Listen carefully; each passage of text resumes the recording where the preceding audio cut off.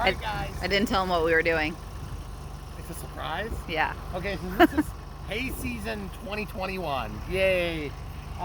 You can see the grass is tall. It's maybe not as thick as we would like, but we don't want to spread fertilizer when the grass is tall. So we're going to show you the process.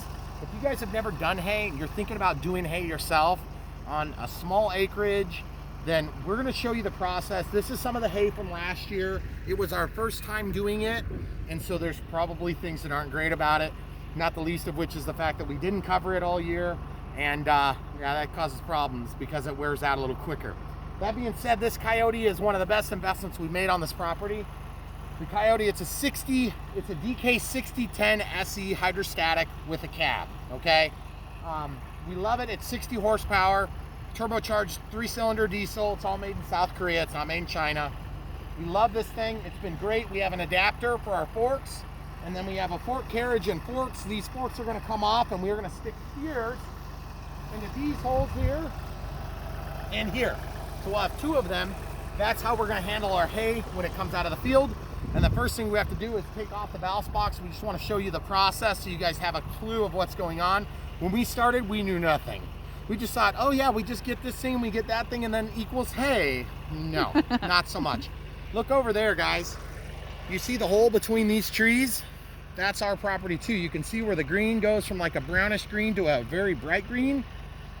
Our grass is not the grass you see through the tree line over there. That's our grass. And then our lot line go up real high. You see how there's flags down there? That's kind of our lot line. So what happens is we have 650 feet of frontage here, and then it narrows back to like about 300 to 400 feet wide. It goes all the way to the second tree line. So on our property, we have 10 acres. About 3.5 of it is wooded. This is not our property. That's our neighbor's property. This tree line is our tree line all the way through. So we sit on an island on the front half. We have to go across the small bridge that we built ourselves to get to the back because we're landlocked otherwise. We'd have to borrow access from our neighbors or pay for access or whatever the neighbors would let us go through. I know they would, but I don't want to ask for favors like that. They own the land. I don't want to disturb it. Oh, so these guys take alfalfa and grass. We're just doing straight grass hay. We have reasons for doing that I don't want to get into today, but we're just doing straight grass. And so we do Rome, Bermuda, Timothy, Orchard. Give a mix. And then fescue. There's some large fescue. So this is a prairie grass mix for our area. We probably could use some fertilizer. This is our worst area right here. This is the worst production we have this year. Partly because we had so many weeds last year and we started using some different chemicals to get those under control. They look so much better this year. Tons. So first generation farm, learning a lot as we go. So that being said, we're going to show you how this works. If you guys are interested in watching the process, we're going to kind of get the highlights of this. Taking hay is a weird thing that's really, for me, it's very fun. For my wife, it's not so much. Okay, here we go. She supports me through the process. Okay, telescopic 3-point here, which is super nice. I'm going to undo this rubber band to make it easier. And telescopic, meaning this goes in and out. That makes a humongous difference. Also, we're going to pull this so that we can go in and out. Okay, this goes up and down from outside, which is super duper duper nice. By the way, this is 800 pounds, so you got to be careful. And if you think this is hard, you should see what it's like without a telescopic. Exactly. It's so much harder. Yes, the tractor's running. It's a lot easier to keep things running if you can safely. We have the e-brake set. We're out of gear. We're also on a level surface this way, not this way. We have lots of hills. We have 45 feet of elevation change on our 10 acres. It goes all the way down, all the way back up, and all the way back down. So if you're buying property to take hay, don't do that. Look for something flat. Get something flat if you really want to produce crop. Well, and you started to say while you're taking that off, we have about 3.5 acres of timber, and then we have about 6 acres or so that we take hay on, where our house is not sitting. There is a lot of work that goes into farming. As soon as you, do I have my top link on there? I do. As soon as you get your own property and you start figuring out how much work's involved, you're going to realize very quickly that it's not spend $50,000 or $60,000 and have hay. No, it's like work hard to spend $60,000 and then work hard to produce hay. Then work hard to sell said hay, work hard to store hay, work hard to move hay, work hard to sell hay, work hard to produce hay. It's a thing, okay? Yep. So that's not to say I don't love it, because I do. My wife just isn't so crazy about it as I am, okay? See that? So, once you get this thing off on both sides, that's called a bushing, by the way, because we bought this when we got our first tractor, which was, not quite half. It was about a little bit less than half the cost of this, used with like 50 hours or 40 hours on it. This was brand new, and it costs double, but it's a 60 horsepower tractor, which you're probably thinking to yourself, are you kidding me? My car's got 300 horsepower. It's diesel horsepower. It's very different, okay? It may still be horsepower, but the thing is, a diesel horsepower is very different. You could do so much work with this, you would not believe it. Mm-hmm. You can do so much work with our little 25 horsepower John Deere that we had before. But we had this up against a John Deere. It was going to cost like 60 grand. Okay, show the people at home what I'm doing. If you don't know anything about farming and you get a farm, you will learn more than you ever wanted to know about farming about the first 6 months of living on your property. And if you're buying an acreage and you think you're going to do it without buying a tractor, you don't have to buy a big tractor, but just let me break it to you right now really gently. You're going to buy a tractor. Yes. It's happening. Plan on it. Do not buy a piece of property like this and borrow from the neighbor. You need a tractor yourself, because when your car slips off in the ditch and it's like December and you need to get to work, I mean, your neighbor might be the nicest guy in the world, but he's probably not up yet or whatever, okay? Just plan on it. This is part of living in the country, and we love it. At least I do.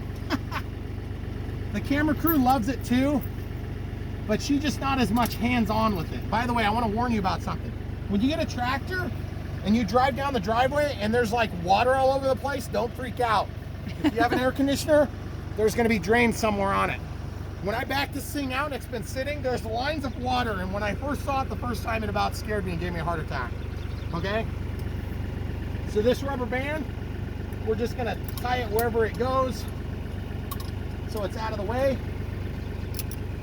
Now look at this. This is why this is nice. And by the way, anybody who's never been on a farm, you hear about farm accidents, people losing arms, legs, kids, wives, husbands. First of all, it happens. You got to be really careful. You see what just happened there? That thing will lift up like 3,000 pounds, okay? It will cut you in half.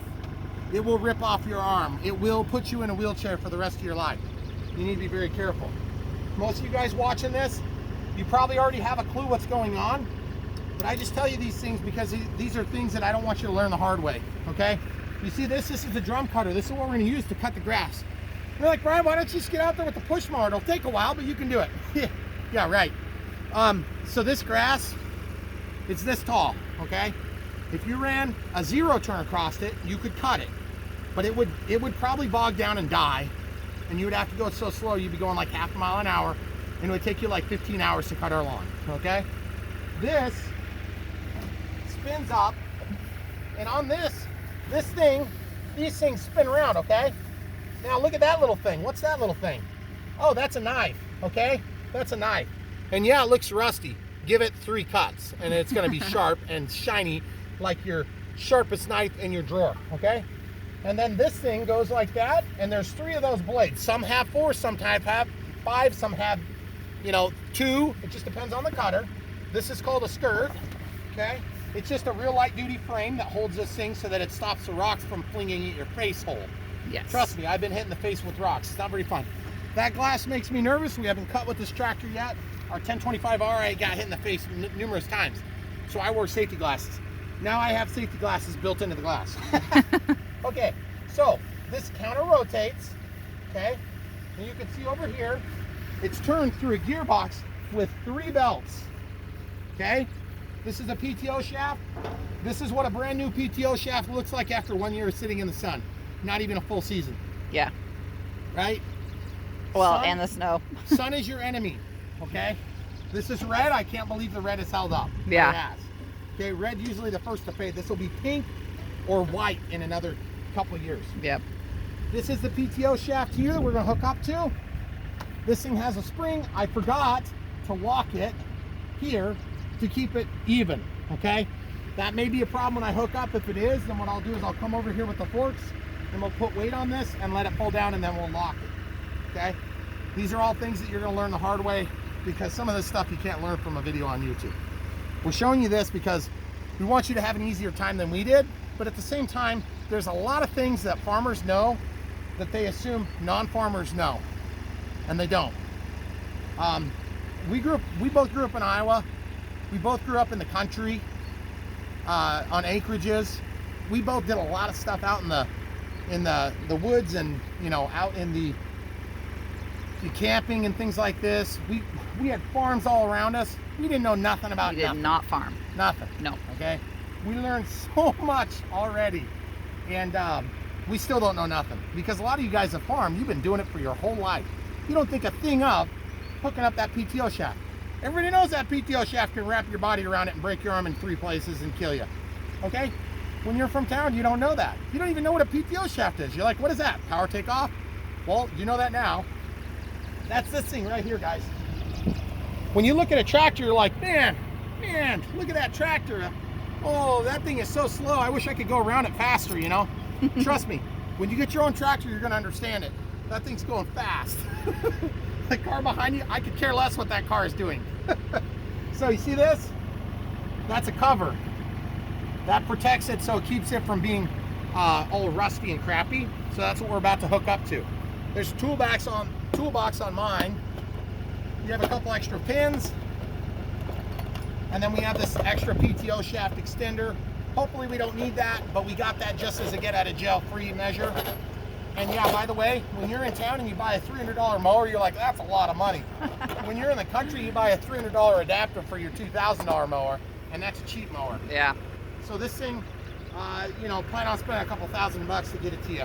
Okay, that thing's the rake that we're gonna use to spread the hay out. Mm-hmm. That's from India. We had that made in India for us. We also have a baler that makes those mini bales. Because if you buy a real baler and you buy it brand new, you could spend $75,000 to $250,000 on just the baler. That's no joke. Now you can get them used. Everybody on this video is gonna be like, oh, Brian, I know my neighbor down the street, he's got one for $3,000 for everything. Go buy it right now. Okay, that's all I'm gonna say. Also, if you get sick of your neighbor telling you he's gonna come mow your, grass, he's gonna take your hay for you and then split it with you, or whatever it is, a deal that he throws out there. Get it in writing and get it right when you buy the land, okay?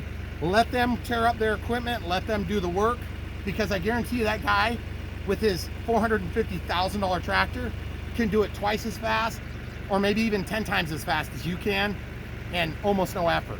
But that being said, if you like the prospect of doing it, if you want the tax advantages for doing it, you want to buy your own equipment because you enjoy the process of doing it, or you enjoy the prospect of having something to do and enjoying nature, then do it yourself. But remember, your neighbor, he's got 1,000 acres to do, or 400 acres to do, or 300 acres to do.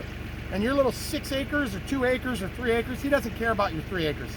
He might care about you, but he doesn't care about your 3 acres. Your acres are like, like a favor that he's doing for a buddy, okay?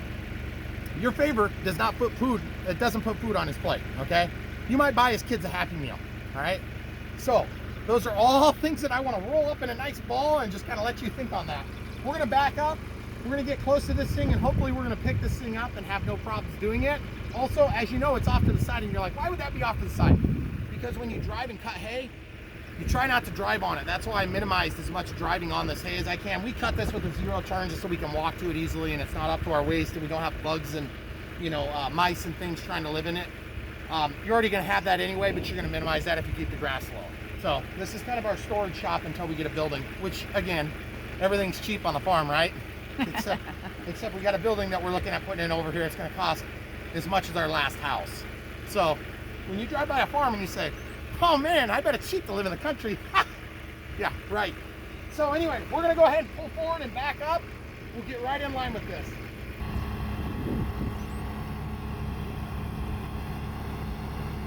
Okay, he's just getting in position here. Not quite. Oh. He's going to move a little bit. He's trying to drive on the hay as little as he can. I think he's going to actually move it with the forks so that it can be lined up. So he's going to turn around and do that. So I'll probably let him do that, and then I'll come back and we'll kind of show you guys what he did, because I'm trying to stay out of his way while he's moving this stuff. Okay, I jumped up on our trailer, so I'm out of his way. Then he doesn't have to worry about where I am. I think that he's going to actually try and pick this up and move it out a little bit, so he's got a little bit more room to work. So he's just going to slide the forks in there between those two drums so he can get it picked up.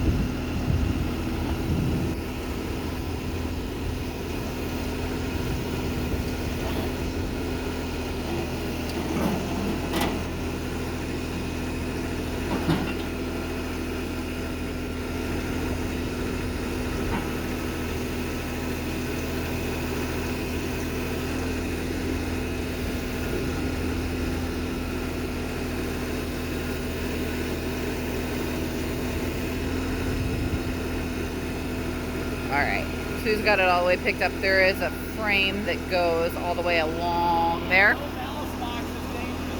Oh, no ballast box. This is why we leave the ballast box on.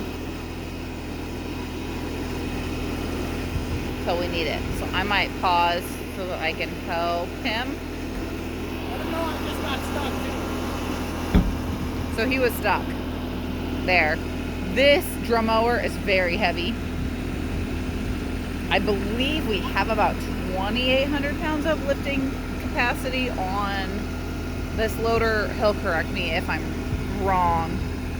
But without a ballast box on there, this is a pretty heavy piece of equipment. So he's just trying to move it out so he can kind of access it a little easier instead of trying to wriggle back in there. So I think he's going to be able to turn around now. So I will probably pause and help him, and then we'll come right back. Okay, so he's backing up again. He was able to put it in four-wheel drive and get unstuck there pretty easily. So if you're looking at a two-wheel drive tractor, that's definitely something to keep in mind. And I'll kind of try and watch him square up here. Again, I'm standing on our trailer so that I'm out of his way. Then he's not thinking about where I am. Okay. So I think he's got his kind of initial starting position. I'm hoping that those telescopic arms are going to come in really handy right now, and that we can get this hooked up without having to like readjust a ton. Are you going to try and hook up right now? Yeah. Okay. So did you tell them about me getting stuck? Yeah. So you guys see how hard that was to get stuck? I'm on flat level ground, and we've just got a little bit of morning dew, and that's how easy it is. This tractor probably weighs 6,000 pounds, and it just slips, and I didn't even know it was moving. So that's how easy it happens. If you don't have four-wheel drive, you're asking for trouble. I'm just letting you know ahead of time so you don't waste your money. If you get a two-wheel drive tractor, you're gonna be stuck immediately. If you're on a flat level ground, you notice I was on flat level ground there and I still got stuck. Yep. Okay, so telescopic, you got this, stops these from moving, and then telescopic, you can push down and then this comes in and out. And you're like, but that doesn't seem like a very big deal. That's a $1,000 option on the John Deere tractor we were looking at, okay? So this one has a different pin style. That's the other thing you'll learn a lot about that you didn't want to know about, is pins. Yeah. Okay? Different size pins, different size holes, different size bushings. You know, there's like a million different sizes for everything, okay? And you're gonna learn really quick that the different sizes do make a difference. It's not a problem. I mean, it's really cool. You learn a lot when you're a farmer. But you find a newfound respect for farmers too, that's for sure, when you start doing some of this stuff. Okay, see how that's free? That's all the way down, okay? See how that slops? You can pin it to keep it in position if you want.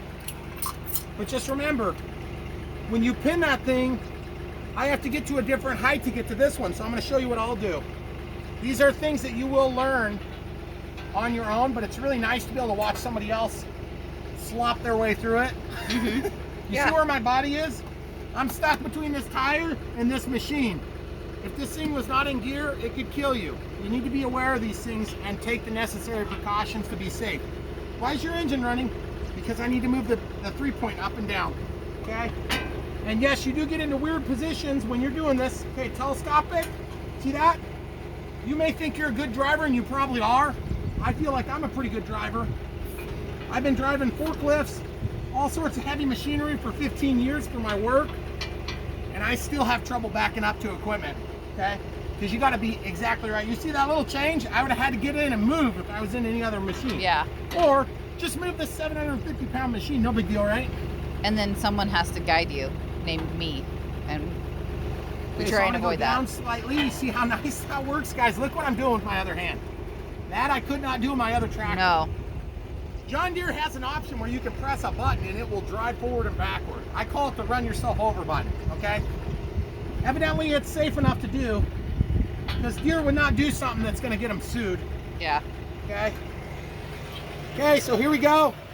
Got that pin in. So now we have to get the top link in. By the way, we have a whole series on this drum mower. We showed it with our 25 horsepower 1025R. And to be perfectly honest, it's probably too much for that tractor. But we used it, we cut, and we had good success. And yes, that thing hanging off to the side saved me from falling down that hill, not once but twice. Okay? Hills are dangerous. Respect them as much as you can to get the job done. Okay? See this? This is so you can lock this thing all the way out straight. Okay? Currently we configured, we got a little outrigger down. As soon as we get this done, we got to lift that outrigger, okay? We also have the PTO shaft hooked on there to remind me, okay? All these machines have different things you got to remember, okay? I am going to try to lift up and see if this will go up high enough to get up to here. I don't know that that's going to happen, but what I'm going to do is I'm just going to pin this in this hole so it can only go so far. That's too much. It's not even really useful. I'm going to pin it right here, or nope, too much play. I just got to leave it unpinned. So you want your ball in the right position. And yes, there are different sizes for all these things, okay? Different classes for just about everything. Make sure this doesn't come up and stab you as you do it, by the way. See, these are at the same height, right? You can adjust this. On the big tractors, they have a hydraulic cylinder here that goes up and down. So you can bring your plow down into the ground, or you can change this axis. We have extra hydraulics here. We could do that. We could do a hydraulic top link. This is called a top link, okay? We don't have that equipped on this tractor, okay? So all this stuff is adjustable. You see this? This goes in and out. We're gonna get this to the right point. We had to flip ours around and put it in the middle so that our ballast box worked out nicely, because we use our ballast box all the time that we don't have equipment on the back. Every time you change implements, you gotta change this stuff around, okay? So folks, if you think it's easy, you don't wanna do this. If you understand it's not easy, there's a lot that comes from this. You will find a special level of satisfaction from doing this. I promise you will. If you're watching this video and you like watching somebody else work hard, don't worry, there's nothing wrong with that. I do too. I love sitting and watching people work harder than I am while I'm sitting eating my chips, drinking my soda in my comfortable computer chair. So that's why we're doing this for you. Okay, so now I can manually adjust this and it pulls it up. That's going to change the cutting pitch, okay? So I'm just going to bring this back about where the ballast box was, like that. We're probably going to have to adjust it before we're over. You'll notice I can reach my arm out and adjust this while I'm driving, okay? Also, I can raise it up here. That is mechanically interlocked through a lever. It goes right to my 3-point. I have control right next to my thigh, okay? Move it up and down. That also floats. It's only hydraulically lifted. When you let it down, it just falls with gravity. There's a control on the ground on the bottom of the seat. I can adjust how fast it falls and how fast it raises up as fast as I move the stick, but it falls as fast as I tell it. I can have it drop like this, or I can have it drop like over the course of a minute. Just like a hydraulic jack that you lift up your car with to change the tire, okay? If you want it to go really slow, so you could have a nice taper as you dig in, or whatever it is you're trying to do, you can do that. We're not going to do that on this. We just want it to drop, okay? But we don't want it to drop and slam into the ground. there's bearing plates on the bottom of both of those things. They hold still like this, and you just slide along the ground. Then that thing spins really fast. Really fast. Really fast. These are drum mowers.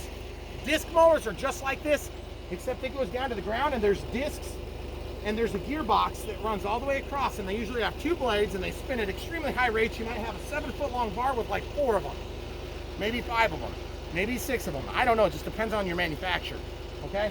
That's what a lot of the farmers use. They're way more expensive to work on. The drum mowers are very simple. Disc mowers have more gears and more potential for problems. This has 1 filled gearbox. It has 2 gears that take off and go down. 1 gear, 1 gear. It's a very simple setup. Yes, this goes up and down. It does change to the contours of the ground. You change the pitch here.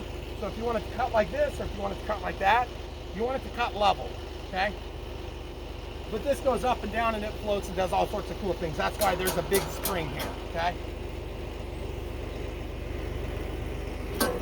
Okay, so now's when I'm going to regret not having this done. I don't know if that's going to be a problem yet. We're going to find out. Okay. So I can also lift this, by the way, guys. See that? And it kind of tips it over, okay? So probably what I'm going to have to do is grab a block, something like this, just to hold it up. If you want to show them from over here. I'm just going to lift this up, try to get the block in there just so I can get my 3-point attached. It's not like overly heavy, but you see what's going on?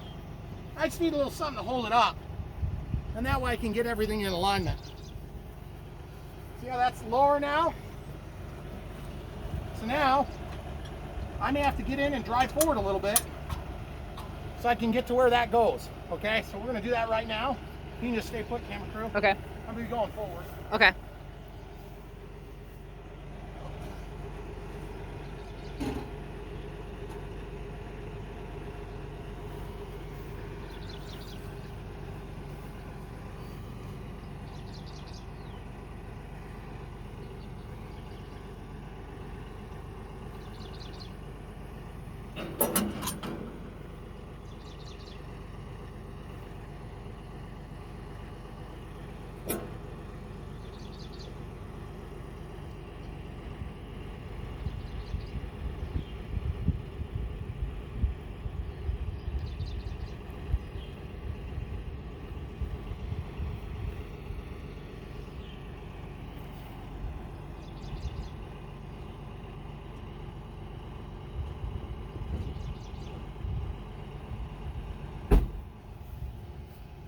Okay, so as you can see, when I pulled forward, it pulled both sides. So this is part of the fun you have of being a farmer.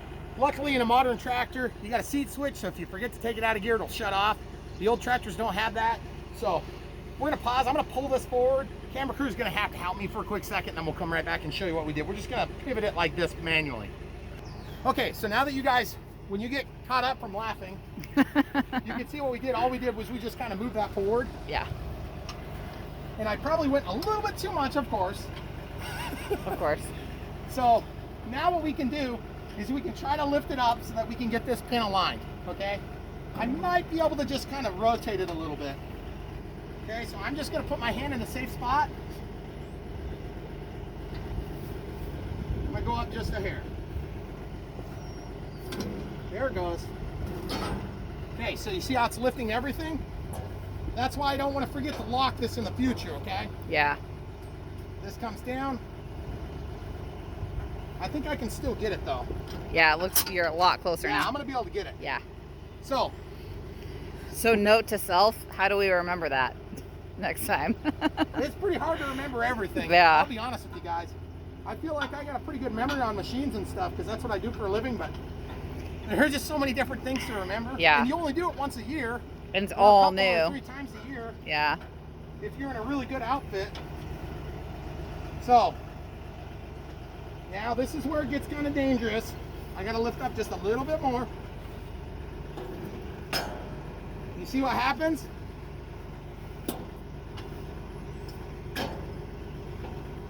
I won't be able to adjust that. So what's gonna happen is I have to somehow do this. Now, there's another trick, guys. You see this link here? I can undo this on my tractor. Your tractor might not have one, okay? So that's gonna break this free. That's gonna allow me to pull this up, okay? I can lay that down, I can lay that pin down, and then look what we're doing. Now I can take this and telescope.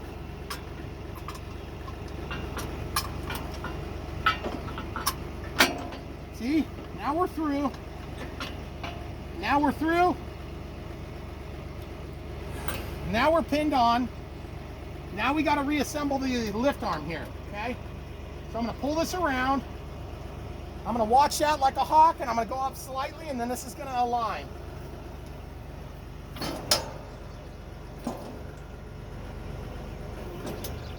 Okay. Now I'm going to get my body on there. I'm going to slide this pin through. See, simple as that. Yeah. It's super easy, guys. It only takes you 31 minutes to hook it up. Oh my goodness. So, the reason, okay, so this is a Titan attachments. We'll link to this. That's the model number. It's a 135. Yep. We'll link to it. It'll be in our description below. If you want to help support us for doing videos like this, believe me, we don't make much money on it. But if you guys buy this, the companies know. They'll work with us on stuff. It's nice. It helps us a lot. Okay, now that we have everything hooked up, I need to pin this back in. So I want to push this over. Now, this is held up by the tractor now, okay? So I can lift it. But you see what happened? I didn't have this rocked in or pinned, okay? So that's 700 pounds, guys. It's not like, I'm a strong guy, but it's not like you can just do that because you're a strong guy, okay? So I need to get this pinned so it doesn't drag along the tire. So that's the last step for us. So if you're unsure, all you gotta do is put it like this and then just walk it up until it gets in, okay? We're still not good enough. That's gonna rip my tire. So I'm basically gonna go over here and I'm gonna pull it a little bit. It's quite easy. And the camera crew is gonna move that pin one link up. See where we pinned it, guys? Okay, so now it's pinned. I just moved it one hole when he pulled, then I could just move this one hole forward so that it's not touching the tire now. Now, I'm gonna do the same thing over here, which is gonna lock it in place. You want a little bit of play, but not a lot, okay? If you want a lot of play, you can go into the slotted hole at the top. But we don't really want that. The other thing is we don't want these to stay telescopic. We want them to lock into place. There's a detent, so it's gonna lock eventually, okay? So watch yourself. I'm gonna go down just a hair. Yep. There, that falls in. Now, we're picking this thing up. Not like I'm gonna hang out under there. Nope. Now we have that thing up. And you're probably thinking to yourself, duh, Brian, our last tractor would have been tipped over right now. Yep. Literally, we had hundreds of ballast pounds here. And we had 50 over here. Then we had the tires full, and we had the tires full on our 1025R, just so we could pick this thing up. And we couldn't pick it up. I had to help We could like drag it. So the hydraulics would go, it would hold it. But then when I let it down, I had to come back and help it. Yeah. It would go like, and then I'd go, whoop. Okay. This thing picks it up, it'll hold 2,800 pounds. Now, this is the first time we've hooked up to this tractor with this drum mower, okay? So you need to be aware, it's not always quite this painful, and I'm sure we're making a lot of mistakes because that's what we do best. But let's be honest, guys. You can pin this here if you want, or you can take it out, okay? The reason we show you this, believe me, it's not to toot our own horns. Nope. It is quite the contrary. We're trying to teach somebody that needs some help, okay? So hopefully, if you're watching this video, you need some help. And if you don't need help, then you're just laughing at us. Okay, so this pin here, I have one extra pin. That's always a bad sign. Oh, wait, it's from, yeah. Came off the ballast box, okay? My recommendation too, get all your pins, keep them with every implement. Yes. Don't share pins. No. That's such a waste of time. It's a pain. You will lose a pin and you'll be like, ah, crap. I'm gonna throw this here. Actually, because we are about ready to cut, I'm actually gonna take this off. I'll throw it in this handy dandy little toolbox. Okay. Okay. This is where the crying starts. Oh no. I know. because the PTO shaft might be too short. Okay. That would suck. Yeah. That would really suck if that was true. Because we cut that last year for the John Deere. PTO shafts, by the way, are very expensive. Yeah. So We really hope. We have lots of room here, which is kind of convenient. Okay, so the way the PTO shaft works is this spins. It's got a spline, and then there's a little key in there. See that key opens up when you push this through? So you want to make sure you lubricate that, like I'm gonna not do. And you see that? That sits out in the weather, okay? So if you want to lubricate that, that's a great idea. Now, if I let go of this side, it's gonna pull out all the way. So don't do that. Most of the time you want to do this with the tractor off if you can. For safety. Okay, good, that won't pull out there at least. Hey camera crew, I'm gonna lower this a bit, so you want to step back just a bit. Okay, so we're gonna see if this reaches. I'm super happy that it can pick it up that easily. Ha. Yeah, me too. Okay.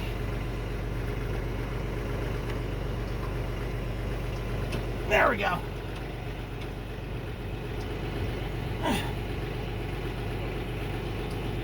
Anybody watching me struggle? Thinking this is easier than it is? Has never hooked up a PTO shaft. It's pretty much always a pain. Sometimes it's easy if you get really lucky. Like if you just had it on there, sometimes it's easy, okay? If you're in the subcompact world, everything is light enough that you can move it, but that don't mean it's easy. You still got to be strong enough to move it, and you got to be aware that it could still rip your hand off. Yeah. Okay, we may be okay. So, on our 1025R, I had to make sure that my PTO shaft was in a certain configuration, okay? And that allowed for the PTO shaft to be spun neutral, okay? So you may need to read your manual and figure, well, read your manual anyway, but you're probably gonna have to read your manual so you can understand how that works on your own specific tractor. Mine was allowed to pivot a little bit. That's a good thing, okay? Once it's in gear, that may not be true. Obviously, if it's in gear, you don't want to be touching that thing. Okay, so I'm on, but I'm not keyed in yet. Oh, okay. There we go. Now I'm looking for this to drop. There it goes. Okay, you guys see that? How far out that is? That means that we may not have much connected. This is plastic. I honestly cannot tell. That could be a dangerous condition because once that starts spinning, guess what happens when they come apart? It goes break. Now I'll probably live, but the transmission and this tractor will be totally screwed up. So we gotta be super careful how we do this. The other thing we could do is we could just get a PTO shaft that's longer by either buying one or getting one off of another implement that's got a similar power rating, okay? So in our case, I'm gonna do one simple test, okay? Let's lift. Okay, that's a good sign. And then we're gonna lower. And we're gonna look at what happens to the PTO shaft. Ha! Look, see that? Yeah. The guard came off. So what that tells me is that when we cut this, we cut it for a short tractor. So I have a solution up my short sleeve. This is not ideal, but this was our get out of jail free card. And when I say get out of jail free, it was like $100. It was like get out of jail for $100. It's still a lot cheaper than killing your tractor or hurting yourself. So now that we know that the PTO shaft is too short, the only reason we're doing it this way is because we have several implements now that were designed for a 1025R size, and now we're into a bigger one. Generally, you can run a smaller implement with a bigger tractor and it's not a problem. Remember, if you're gonna kill something, I'd rather kill the implement than the tractor. Yeah. Tractor's more expensive. 1025R was small, we were pushing it hard to do everything we did. This is a shaft extender, okay? This is gonna go on the PTO shaft, it's gonna come out, then this is gonna go onto that. Not ideal, but it's a get out of jail free card. This is like 100 bucks. Well, it's like 70 or 80 bucks. Okay. Why is that 70 or 80 bucks? Because everything is expensive on the farm. You don't realize it until you own one. Okay. That being said, I could put it here. I could put it there. I don't know which side would be better. I'm assuming it'd be better to be on this side, but I really don't know. It really doesn't matter, I don't think. That'd be my guess too. So I'm gonna go ahead and release it here. I'm gonna pull this, get that little sleeve so it's protected. Okay, pull this off. Find the spot where that goes. There it goes. It's not on yet, it's just, I gotta pull that sleeve back. And I remember this one was fun to get on. See how it doesn't want to slide on? This has a ball bearing here. That ball bearing releases when you pull back, okay?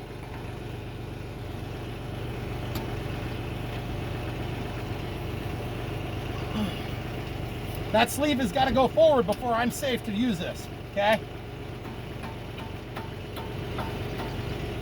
I also want to be able to get it off too. Right. So while we're fighting, oh yeah, buddy. That's gonna be way better though. Oh, it's gonna be like night and day. Yeah. That means that whatever we had before was enough to kind of just barely make it.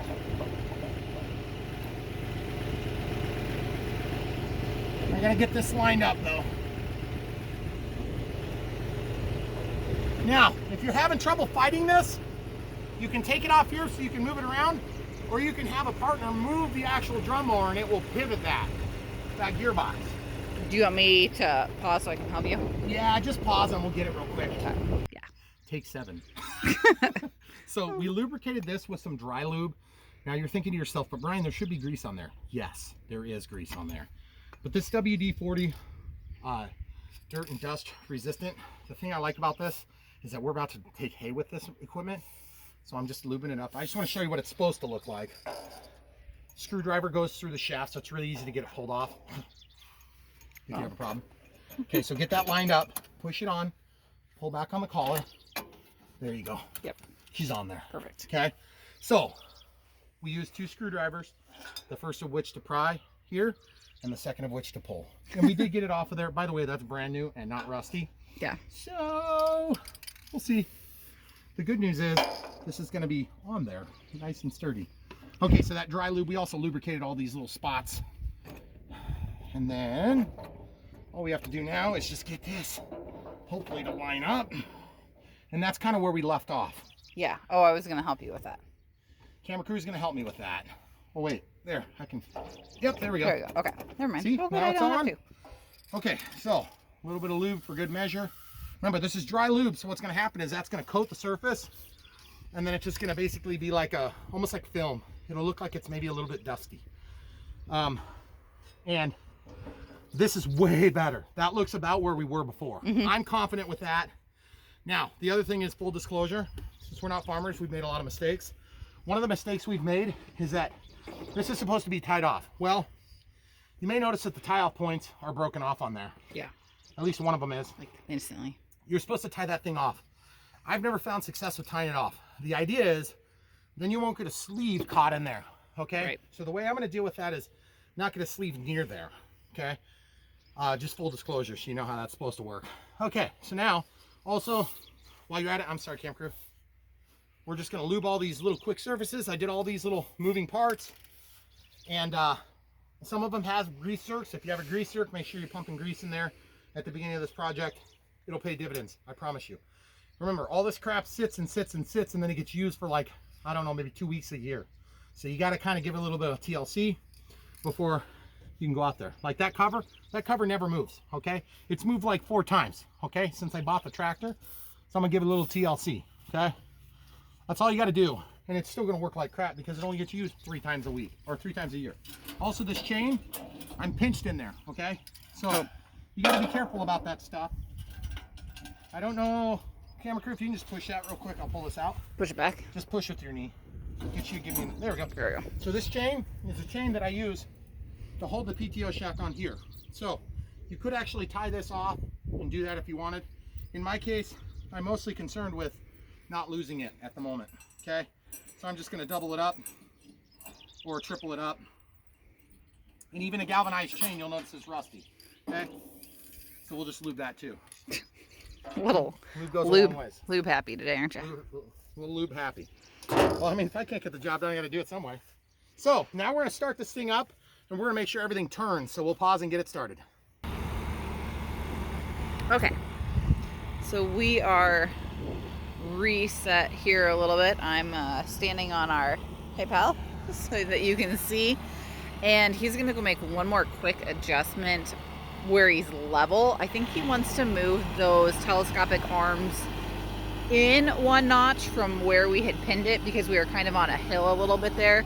So he's gonna go where he's level here and adjust those arms to where he wants them, and then we should be ready to go. So you won't be able to see anything very good from up here, so I'll pause while he does that adjustment, and then I will go over there. Yeah, I'll show you when he's ready to go. So he's just gonna try and pull that over. This cut's 54 inches wide, and I don't want it to cut where the wheel is. I want it to cut out in advance of it. So I want to kind of swing it over one click. So I got to move the PTO or the 3-point up and down a little bit. And we were on a hill there, so it's really hard to adjust. Also, when you have your machine up at a steep angle like that, you can break your PTO shaft. So you don't want to be running with it up like this. You want to get it so the PTO shaft is as straight as possible when you're actually running it. If it's up like this, the U-joints are at really extreme angles and they can literally break in half. And then fling at your head and kill you, so be careful. Okay, I'll be careful. And the other thing we were talking about off camera that we haven't really talked about because we've been taking the weight off of it now. Doing this is you can unlock the position on that so that the drum mower, instead of being like this, will go in line with the tractor. So like when he needs to go across our bridge, he can you don't have to take the whole drum mower off, but he can unhook it, fold it back out, go across the bridge, and then fold it back to its running position and hook it back up. So he was just trying to take the weight off of it a little bit there so that he could move it over himself. When we did it a second ago, when I helped him, it was really easy for him to just swing it and then I could repin it. But now he's doing it by himself because I'm standing up here. So no more helping for me. Did you get it on that side?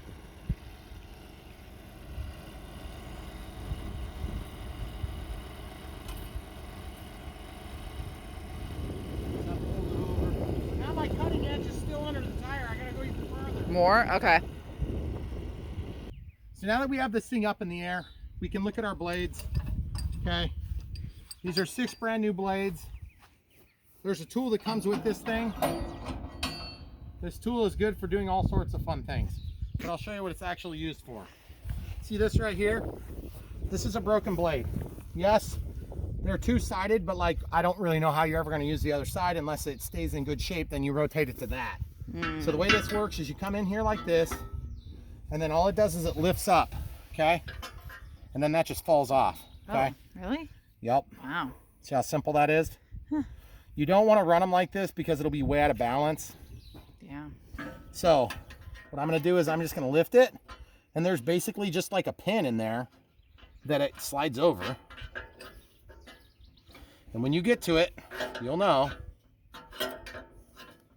And there's a bunch of different, see, now it's on the pin, and you let go. See, then that slips out, and then this flings. When that spins up, okay, so that's what's going to be whacking you in the face if something breaks off. Great. So, are you changing them all? I just want to show them how easy it is to change them all. Okay. Now, I don't think it's necessary to change these because these are fairly new and they're not in that bad a shape. That's not great. But the thing is, I'm just going to show you how easy it is. Okay. It's a new season. It's kind of nice to know that you're not going to destroy your hay because you had crappy blades on your cutter. Don't get your fingers chopped off. Can you show them down low? You see that thing spin, guys? It looks like that is the bearing plate, okay? That's not where the knife goes, okay? Oh, so that's independent of that. Yep. Yeah, that's right. Yep. So if you're having trouble finding the spot to put it, okay, so that goes on there. You can stick your head under there and see it. Okay, so I must have hit the end of my throw on the free play on my PTO shaft, so I'm going to go to the other side and do the third one. Okay, guys? So we got half of the drum mower redone, and you only have to do this, like, it depends on how many rocks you hit.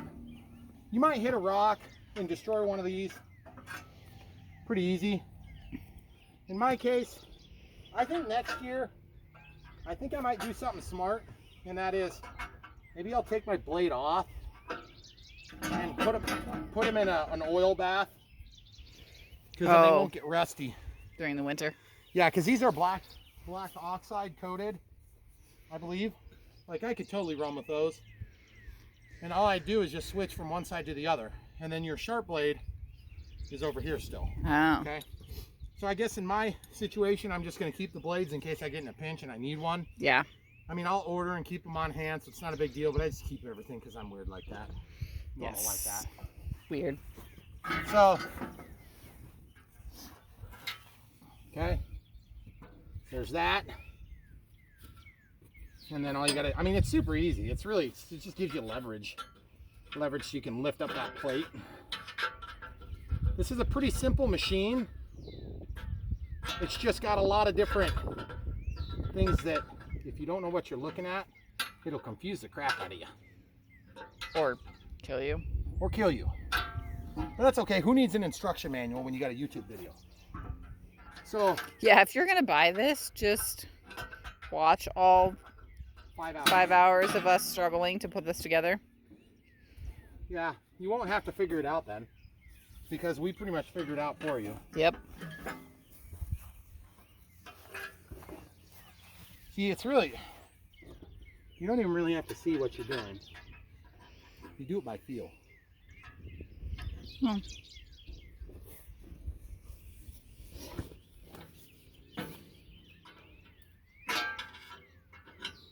It's a lot easier to get them off than it is to put them off. I didn't realize, I didn't watch you change them last time. Yeah, I know. Because we kind of got them at the end of the season, didn't we? I think.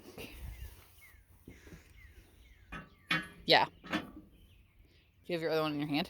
Yeah, Oh. in my hand. So now the other cool thing about the skirt is when you go cutting, you'll get millions and millions of pounds of seed. On top, grass. sitting on top of it. Yeah. Yep. So if you're careful about the way you do it, okay, so there you have it, guys. Totally replaced. And you want to check, make sure these things aren't, those vertical pieces aren't bent so bad, because that'll help to kind of knock the grass where it needs to be. Oh, okay. Oh, wow, fly action. Look at this. Woo! Okay, so look at this. This is what they look like if they sit in the rain and snow all winter and you stupidly don't protect them, okay? So I think that's a good idea, what I was saying. Mm-hmm. Maybe we can put these in a vinegar bath and sharpen the edge so we don't have to replace them, but they're not that expensive. If you figure on spending 50 or 60 bucks a season, I think you can get like 10 of them. We'll have a link to it in our video description. This or something real similar to it. Mm-hmm. The thing that's going to destroy these more than anything is going to be the rocks you hit with them. So, or if you dig into the ground because you have the wrong angle on here. So the camera crew is going to take those back after she goes and she's done filming. So we'll just leave those there. Okay. And we'll get reset and come right back. Okay, so one other thing to check before you get ready to start cutting is, oh, there's a monarch. Cool, first one. Okay, so up and down. Check where it relaxes. Check the speed which it's going down. Okay, this is what I was talking about right here. On my tractor, it's here. Many tractors, it's here. Okay, I'm gonna go slower. And now watch what happens when I lower the 3-point arms. Look, I just lowered it. See, it's really slow. Now watch as I speed it up. There you go. Now,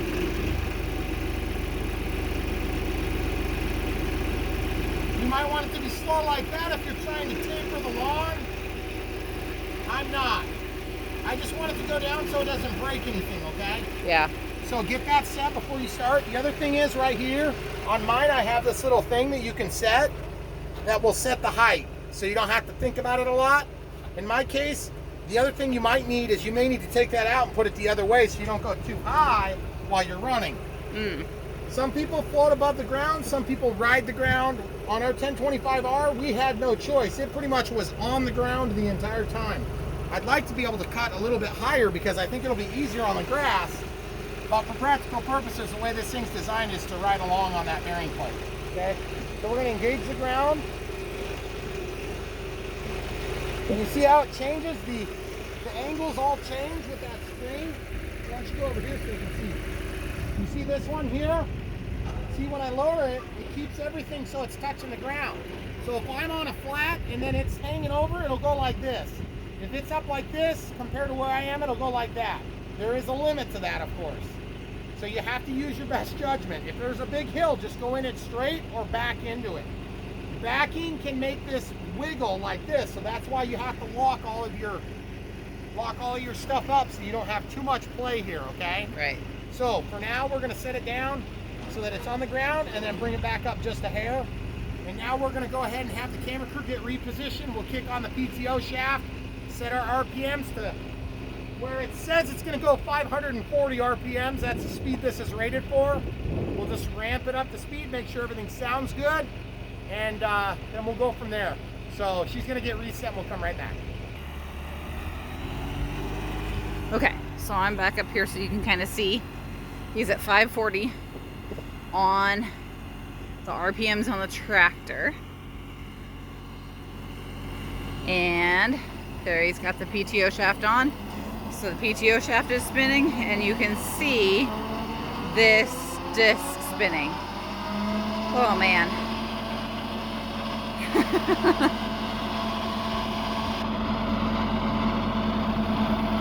So he is cutting, like there's no stopping, starting, but he can lift it up, which is super nice. There you can kind of see.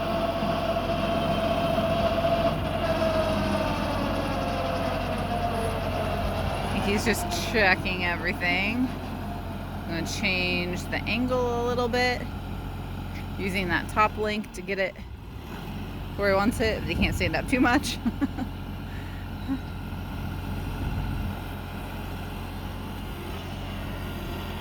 I don't know if there's tractors where that back window doesn't open, but I would not buy one of those because we use that window all the time.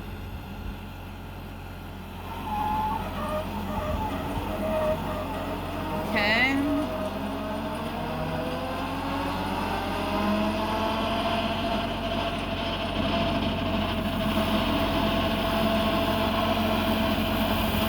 And there he goes.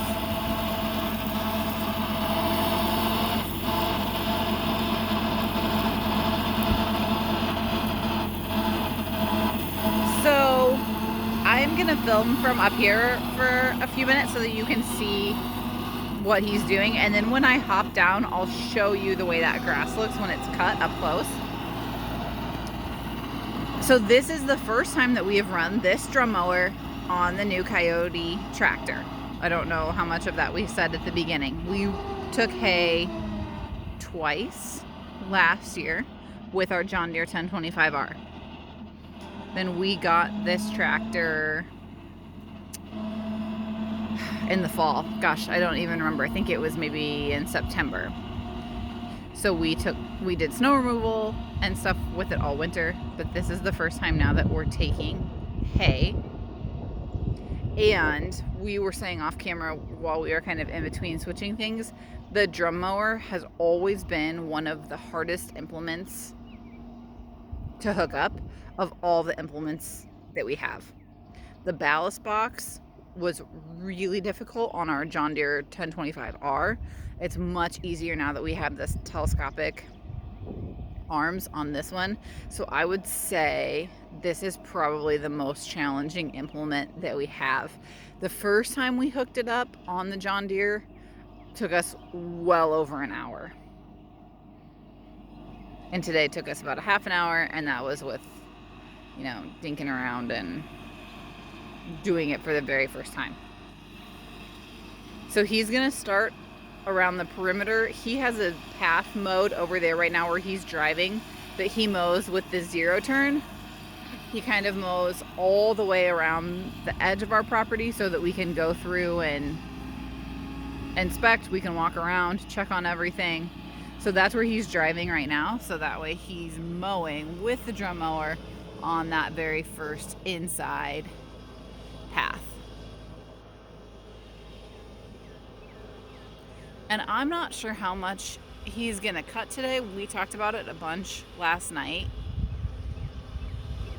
If he was just gonna cut kind of this north front field or what.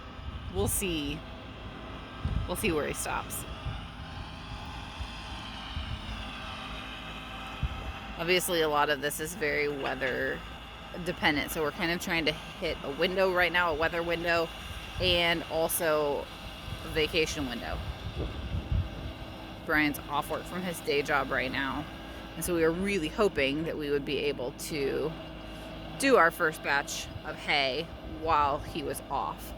This hill where he's coming up right now, I know is always the most concerning part for him when we had our smaller tractor with that big heavy drum mower. So I'm just gonna kind of try and watch while he's going.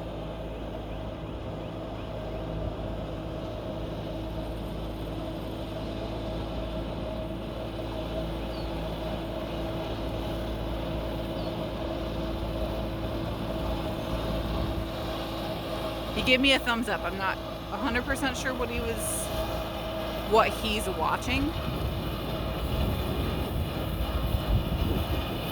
He's gonna try and get all the way over here to the edge so we can kind of get his path started. See, nice, clear. Putting those new blades on probably is a good call at the beginning of the season, kind of no matter what. It's not that big of an investment. This spot right here where he's mowing,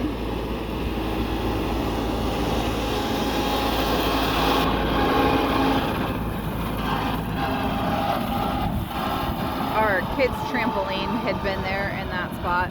We just moved it yesterday so that he would be able to mow today back to its original, or where it's going to be for a long haul. Hold on, I'm gonna check my phone because I'm filming on his. It is 1 o'clock right now because I know he's gonna ask when he comes in.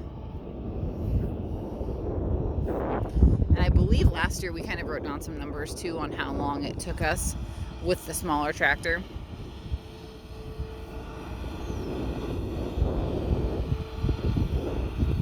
Our John Deere 1025R did not have a cab. So he's able to sit in the air conditioning or heat. It's actually gorgeous today for being the end of May. I think it's like low 50s. It's really nice actually today, which is pretty uncommon. But he's in there and able to be comfortable. He can listen to music. If I didn't have his phone, he would have his phone with him. And he's not getting stuff shot all over him while he's going.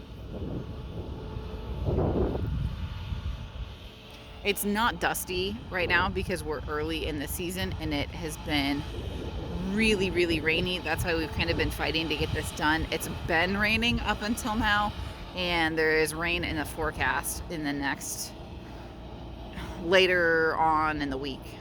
Today's a Saturday. So it helps keep the dust down. When we did this last fall on our second cutting, we were in the middle of a drought in our area, and it was so dusty.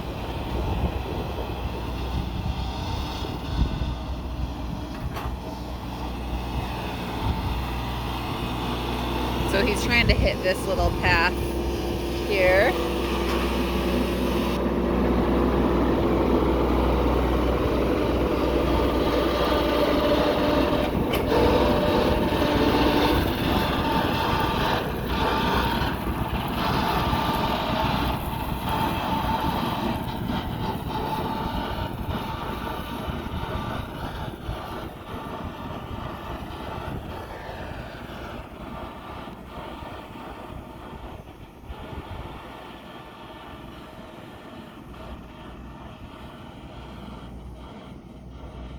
This is what our property looked like when we bought it 3 years ago, or the very first time that we looked at it actually was almost exactly 3 years ago.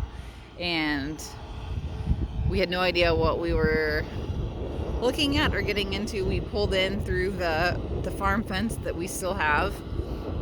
There was no driveway, it was just a farm access, and we pulled into grass that looks just like this. They hadn't cut hay yet that year either. And we stopped and got out and walked around. And that was 3 years ago. So I love it this time of year because it reminds me of what it looked like when we first were out here with the tall grass and the butterflies. Our kids loved it. It was so great. So it's fun to see it like this every year.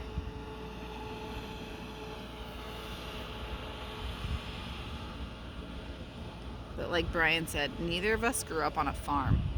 We both grew up in the country, but we did not farm. So this is all new to us.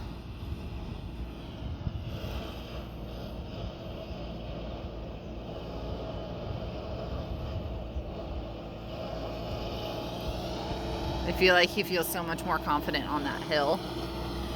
And that's not the worst part of the hill, but okay, 2 thumbs up. So yes, he's definitely feeling more confident on the hill. I'll show you close when he comes by me, and then I'll show you the part that I know he's more concerned about. I think he's gonna try and hit this little tiny patch again.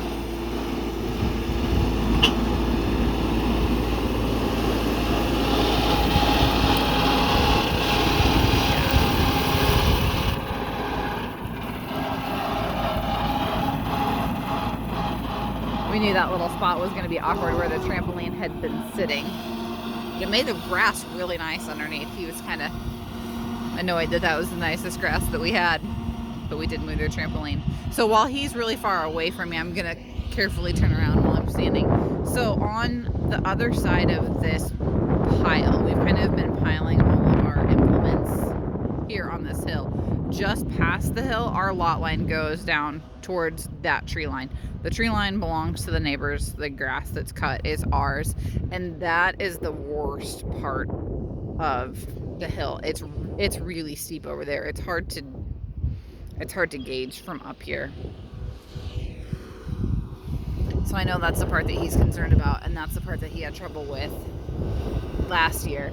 This back kind of side field is not quite as hilly, and then like we said earlier, this field in the back is ours too, and that one's a lot easier because he can almost do just pretty much a square all the way around.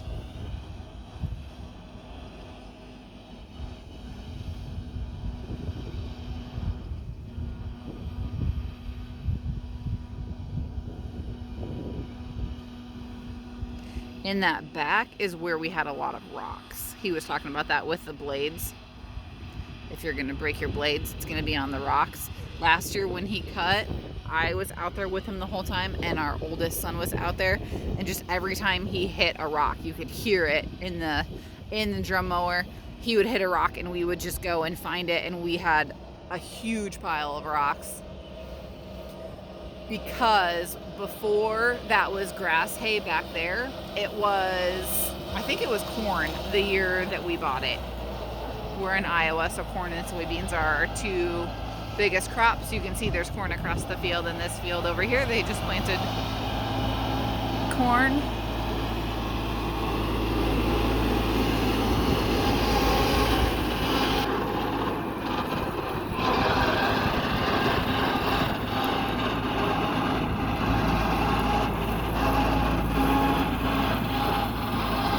Okay, so he's gonna back up here so you'll kind of see. Oh. He wants me to ride. So hold on, I'll be right back. Hey guys, we have 2 people in our cab that's designed for 2 people to safely ride. I just want you to see how terrible it is. Man, the air conditioning is really cold. Yeah, it's great. Okay, so we got our brake off. My camera crew is so selfless for you guys. Okay, so here we go. I can see the drum mower in my mirror. You guys probably can. Yeah, I can see it. I'm just gonna hit this one little pass here. And I just wanted you guys to know that this extra power, it's much appreciated. Yes. Okay? Because I'm in middle gear. I'm at what feels like idle, but I'm actually not at idle. Okay, folks? Now I'm gonna just jog over here and I'll just take another pass. I'm having, like, this is the worst part of our field, okay? So that's part of the reason why I'm going slow right now, is because my camera crew and I are in here together. I got a handle here, I sit here and I look at the mirror, and then occasionally I look back and I can see what's going on. This is a patch where the builders put a bunch of rock and they never actually cleaned it up, so we cleaned it up and now we finally got grass taking. Same thing up here, you can see there's a green patch. That's where our water line comes into the house. And so all I have to do is basically drive. I'm going slower than I was when she was filming me here in a minute though. And then this turns into a triangle, so it makes it a little bit hard to turn. So since this thing hangs off to the side, you kind of have to turn after you get where you want to be, okay? So I'm going to turn around, and I'm in four-wheel drive, so I have to kind of turn wide so I don't tear up the yard any more than I already am, okay? So that's our water meter, okay? So now that I have to back up, this is something you don't want to have to do, but if you do, just lift up a little bit so you don't break your PTO shaft. Don't go all the way up if you have a small tractor, okay? Then drop it back down to where you were for cutting height, and then just go to it. It is the coolest thing to watch this grass lay down in these nice piles. I just love that. And it's so much better when you're in thick grass. When you get down here, you'll see the thicker grass. By the way, this is really difficult on my camera crew, so thank you, camera crew. But secondly, I just want you to know when you're designed to be in a companion seat, it's a little different than when you're like not on a companion seat. So this here is pretty thin. You see how sparse it is here? Yeah. It's a smaller, it's a shorter variety of grass. And then once we get up here, that's where one of the edges of our building will be potentially. And you see, I couldn't quite get that stuff over there, so I just didn't even try. I'll come back and take a pass going backward at the end. Okay? Just look how much it's flinging the grass, guys. I can slow the RPMs down drastically. Oh, that was like an old group. I saw something. I thought maybe I've hit some gophers and stuff when you're doing this.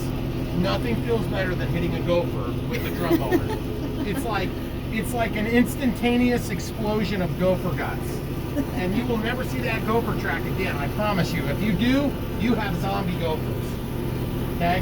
So now I'm going to drive underneath this oak tree here that's about 200 years old. And you guys see this? I am under the oak tree. That's something you wouldn't do with a 5 Series tractor, okay?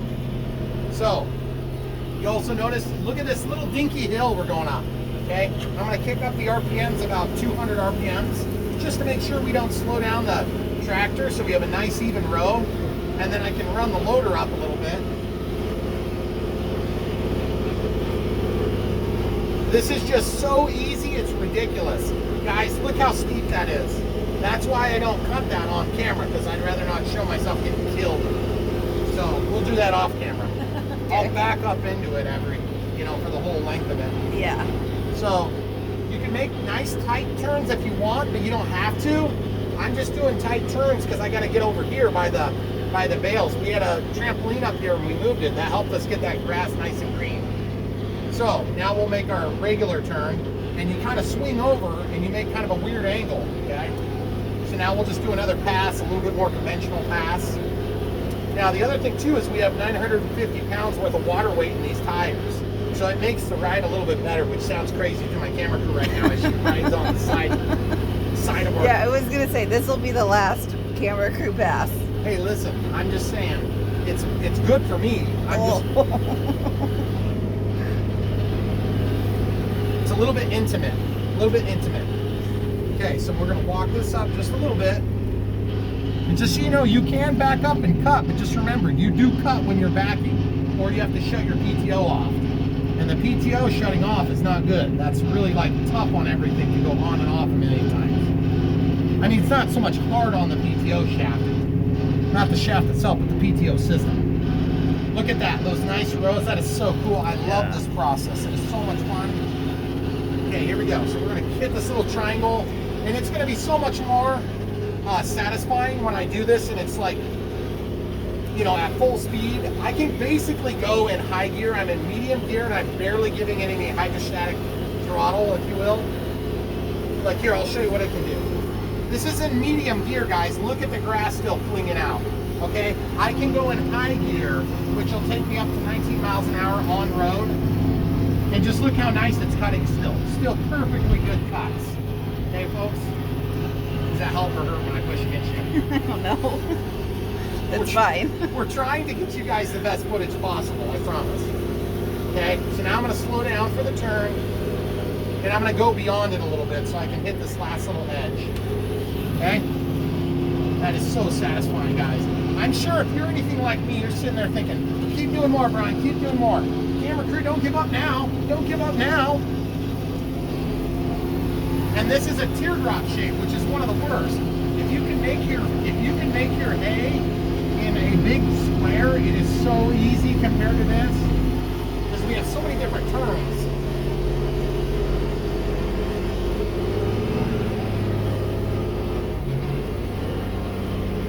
That was me adjusting the throttle, folks, if you couldn't tell.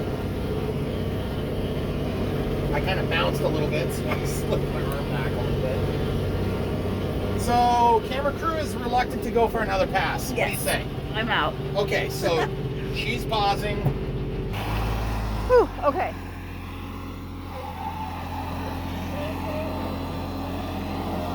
Now I'm regaining feeling in my legs.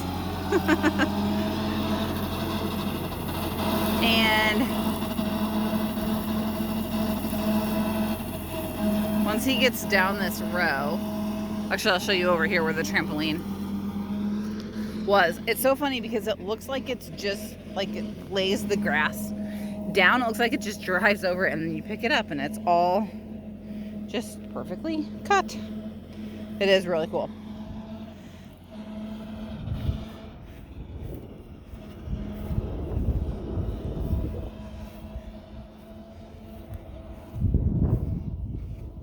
He's gonna get that little triangle part up there.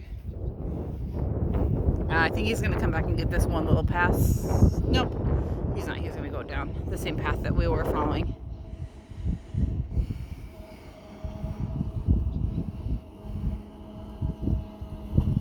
And it is pretty cool to know that we can do this ourselves.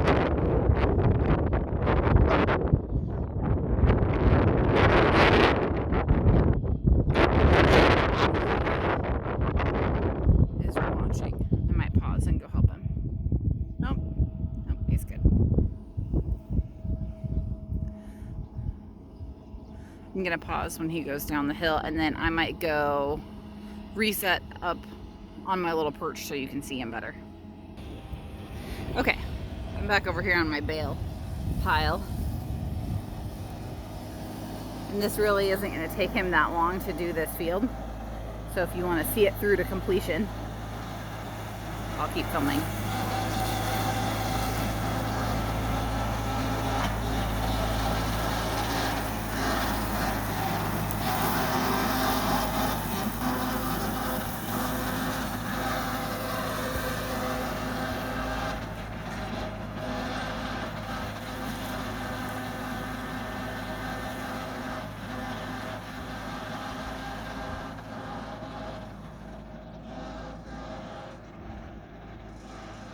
That dark green spot, that low spot there, is what he was talking about when we were going through where they had a bunch of rock piled up when they were building.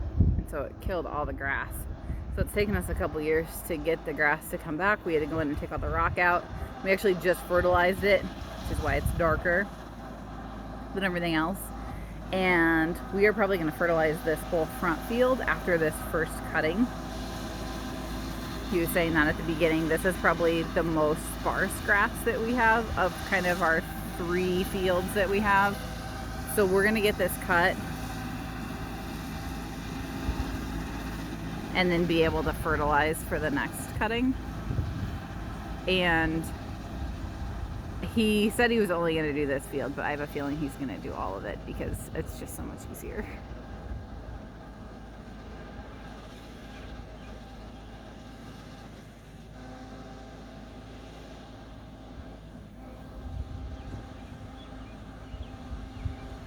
The other thing that's going to be a lot easier on it this year is that we have our weeds and our volunteer trees a lot more under control. The first year that we actually lived here, we didn't do anything with our hay production.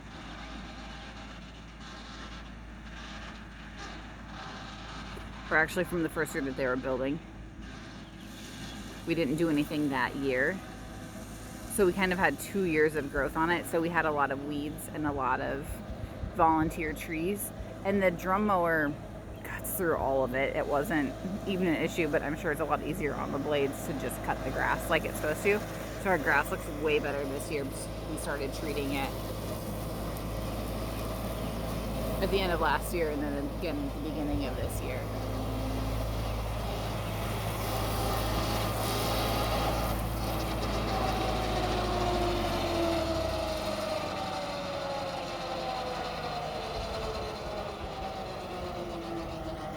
Let's see what he's doing here.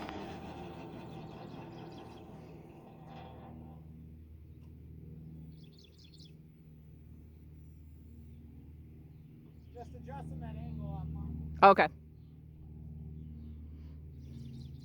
He's just adjusting the angle on the top link again, if you couldn't hear him.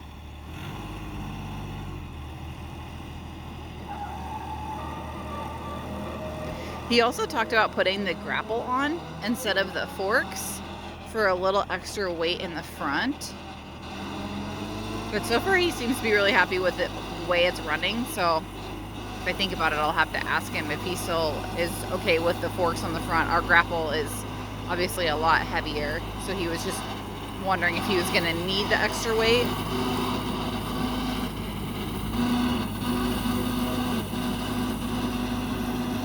Doesn't seem like he does, so that's really good.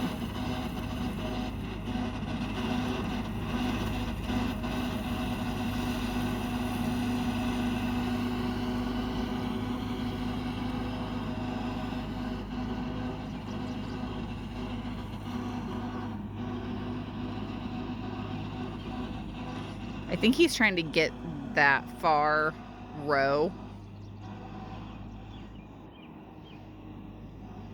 as he goes around, since he kind of has to make that funky turn anyway.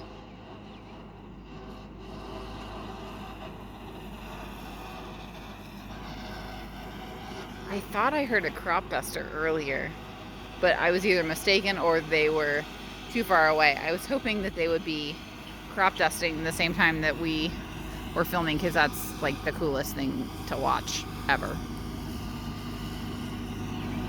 It's usually about this time of year that we start to hear him, and it's really calm today, so I was thinking maybe that I would hear, I thought I heard him, but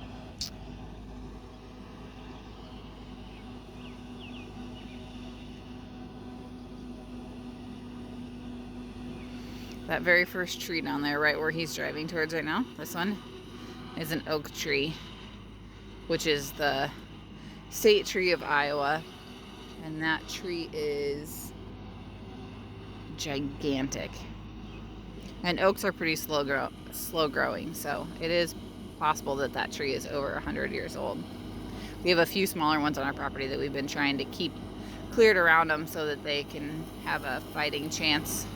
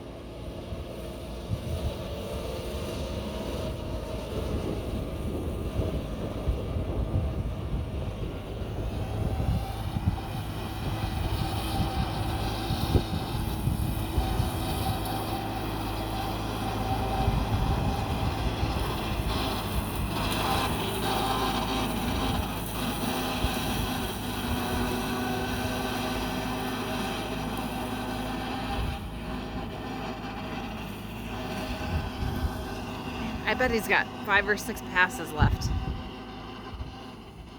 I'm guessing. That's probably a terrible estimation, but that's my guess. And then he will be done with this front field.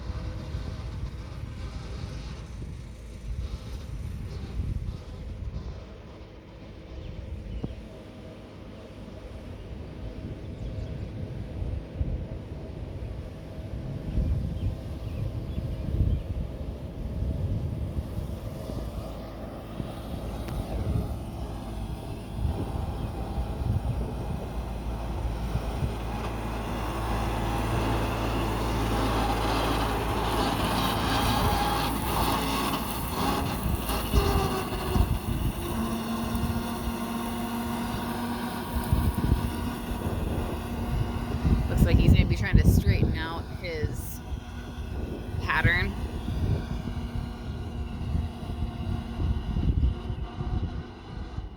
A little bit.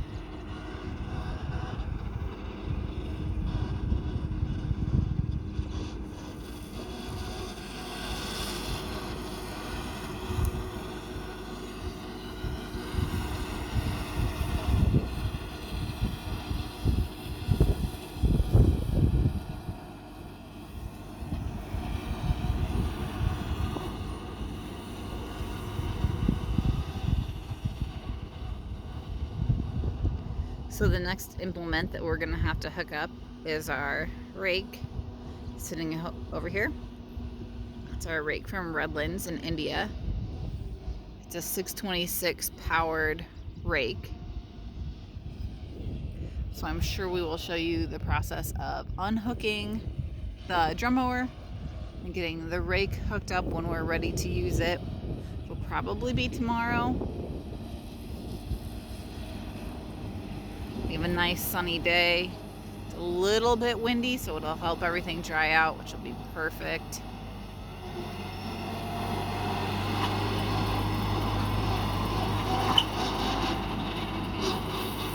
We were gonna cut yesterday morning when we got up, and it was 43 degrees and it was overcast.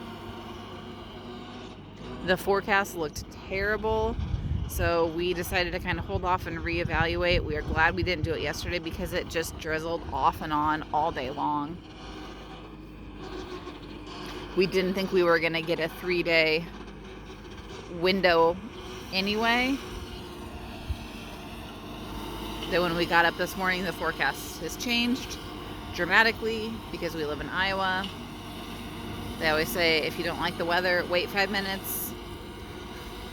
Which is pretty accurate.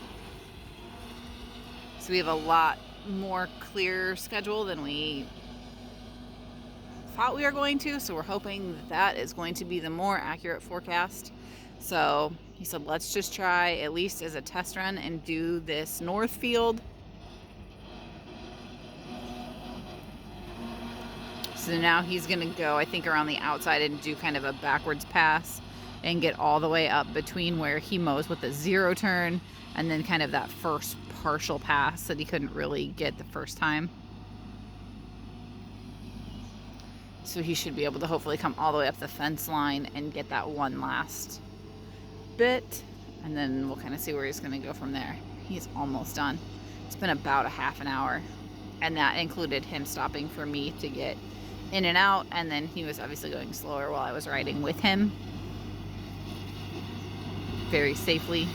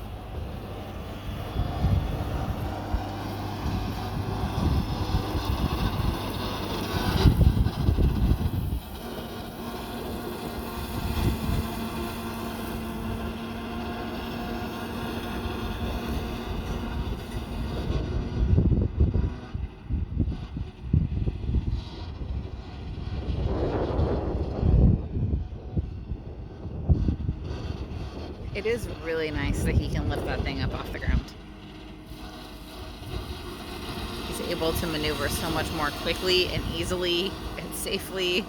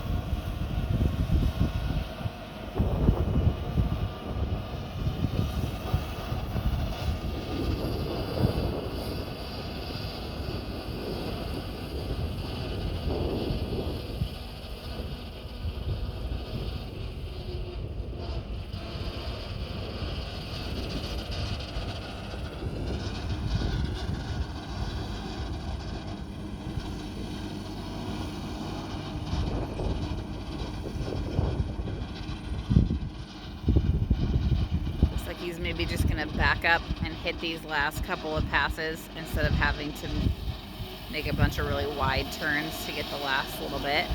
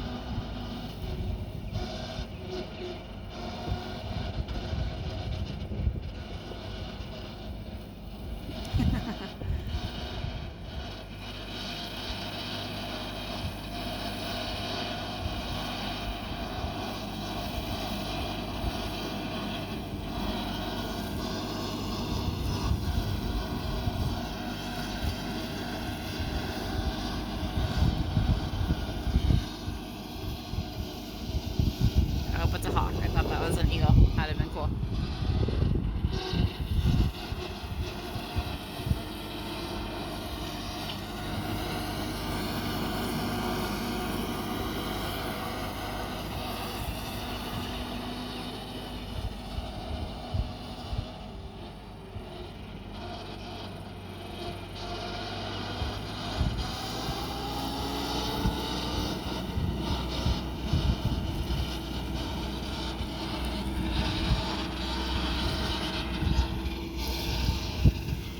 Hawk is being chased by the little birds. I don't know if you can see that right over the top of the trees.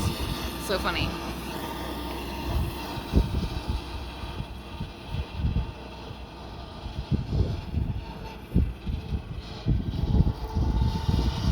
Getting close. Probably one more full pass and then I'll have to clean up this little bit wider triangle right here.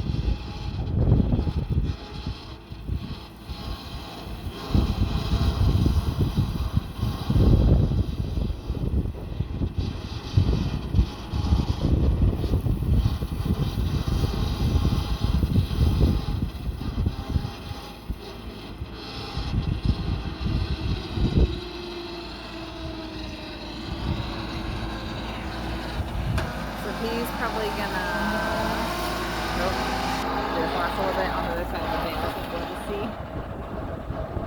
Maybe one more down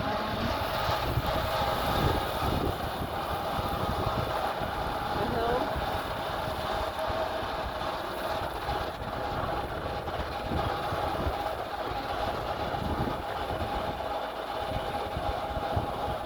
So, you can probably be able to see my phone. It's 1:40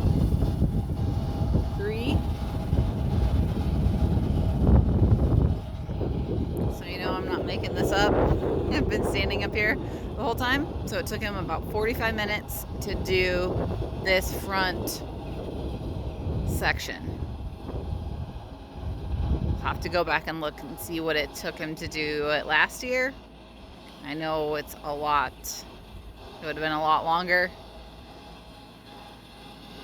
and just a lot more difficult in general.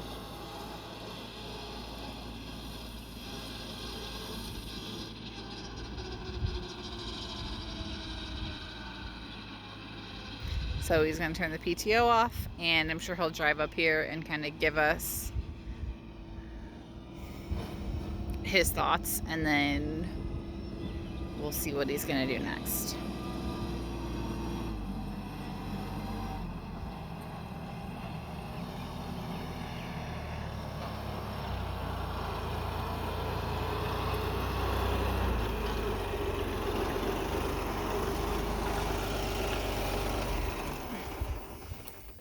Do you want to normally want to let that run for a little while so it can cool down? Do you want to guess how long that took you? An hour? No. 15 minutes. 45 minutes. Really? Yep. How long did it take for the first time? I have no idea. We'll have to go back and look because I'm pretty sure we wrote it down. And that was with you stopping to let me in and out too. Oh yeah. It was 1 o'clock and I looked at like the second pass and it's 1:45 right now. And I'm also cold. Yeah. Granted, it's pretty chilly out today. Beautiful I know, day. it's super nice of all days. But I can tell you right now, the extra power makes a humongous difference. Also, you'll notice I did this weird like pass back and forth. That's just because it was so impractical to turn around. So I said, screw it, I'll just go ahead and go forward and backward and then just take a cut. And I cut a couple of passes backward and it just flings everything out instead of in.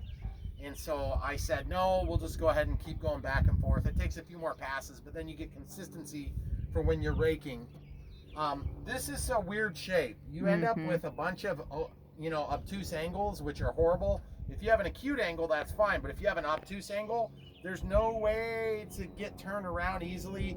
And in four-wheel drive, when I'm in two-wheel drive, I'm fine. But in four-wheel drive, you tear up the yard when you do that. And so, especially out there at the end, we've got kind of relatively new grass.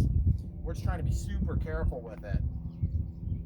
But man, this tractor does so much better. It's not even a question. And a couple times you saw me stop. One time I had to adjust the pitch back down a little bit. I think there's a jam nut. I never tighten it. I just kind of keep an eye on things.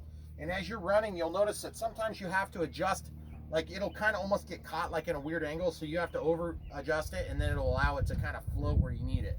Because it sits over here and when you're going down the hill, sometimes it'll kind of lean in a different angle because as it's stuck right now, as you drive forward, it kind of pulls back here and there's a breakaway. So in an emergency, it'll break away. I've got that real tight right now. Like if you were to hit a fence, it'll just pull back and there's a breakaway in there. Well, the thing is, it kind of pulls back a little bit further. And so every once in a while, it'll kind of make me think, oh, did I break away? And the breakaway is right here. I can point at it right here. And it's super easy to reset. There's a big spring. And we'll actually have the camera crew get down and unpause and we'll show you what we're talking about. Fine, just go. Okay. Okay, so that's the breakaway. Point at that spring for me. And you see how there's a nut on there? That's how you adjust the strength of the breakaway. Yeah. Okay, folks? So basically, that's also what you undo when you want to swing it out. You take it off of here, you unpin it, and then it just folds out. So all I can say is amazing, so much better. Not a huge harvest here, as you can see, and I had a few misses. I'm getting used to all this. Take some time. I'm going to continue going, but we're out of battery. So guys, stay tuned. This is the cutting part. We're also going to show a little bit of raking. We might show this area. We might show more area. I don't know. It just depends on how fast it goes. And then we'll show a little bit of baling. So setting this thing up wasn't too bad. Really, really happy with this cutter. It works great. It pairs up super nice with this tractor. 60 horsepower. This comes in a 46 horsepower. And then, of course, the CK line is much smaller, but you could get into a CK and do the same thing. So, guys, thanks for watching. Stay tuned. There's more coming here on Brian Phillips RC. Not radio controlled today. All right, folks. Brian Phillips back again. We were showing you earlier, my wife was filming the camera crew. And we were using this drum mower. And I just wanted to show you really quick. We we're done with the whole property now. We did the whole thing. That includes this area here. There's some zigzags that go. And then it goes up here and kind of widens up a little bit, the road. And then as you can see from across the way, this is the triangle. You guys didn't see that at all. But just, this is kind of what we have now. So it's wet, obviously, so it's not ready to bale up or anything, because it's quite wet.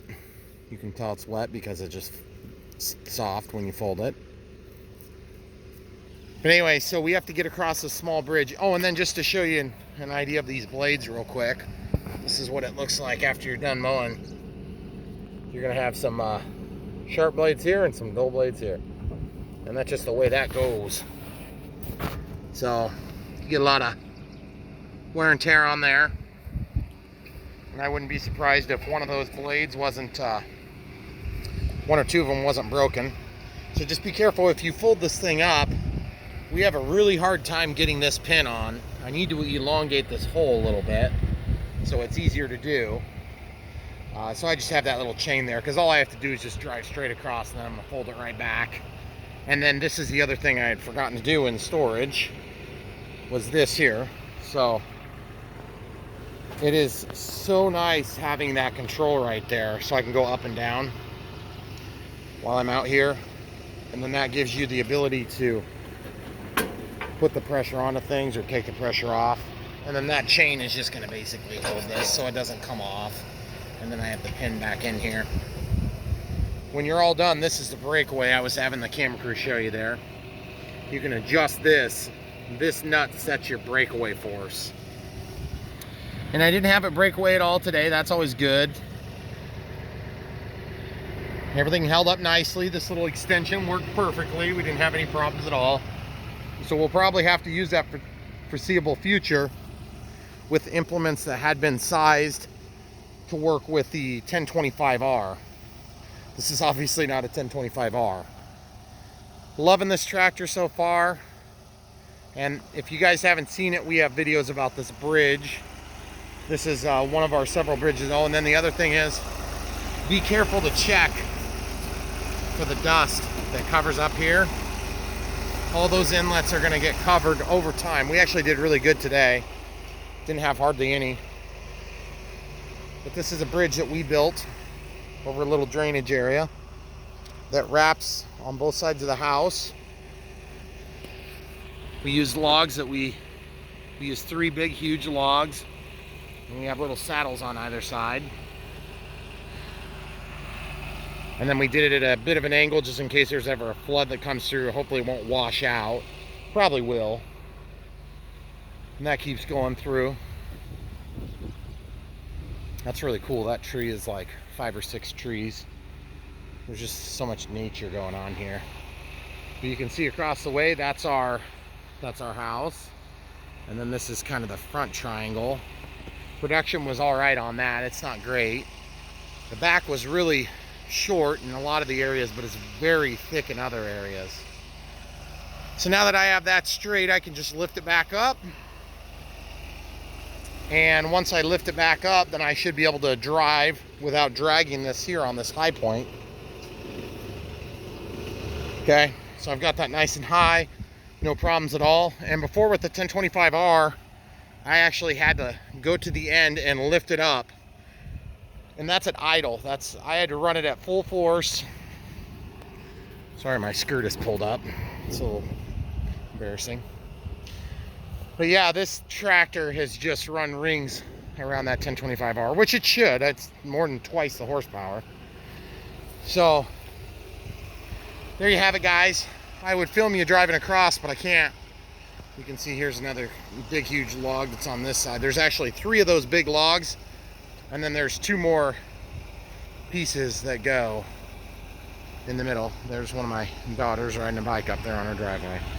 So without further ado, I'll drive across here and we'll get this thing put away.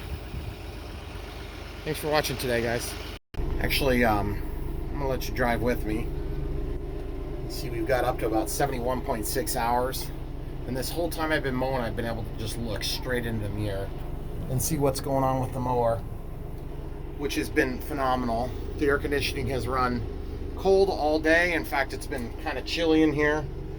I've been running in medium with four-wheel drive or four-wheel drive assist, front-wheel drive assist, or just regular two-wheel drive for most of the time. I think I was in four-wheel drive for any of the hills. Okay, so to do this, I have to release the brake and then basically make sure I'm in gear, which I am, and then it's hydrostatic. So real simple stuff. Just have to go forward nice and slow and make sure this thing doesn't swing on me. It shouldn't. And then I have the controls for the 3-point. I can lift that up a little bit if I need to.